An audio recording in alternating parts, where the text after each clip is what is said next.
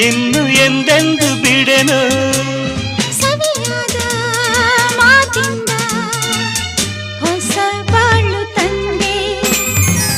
ಬಯಸದ ಬಳಿ ಬಂದೆ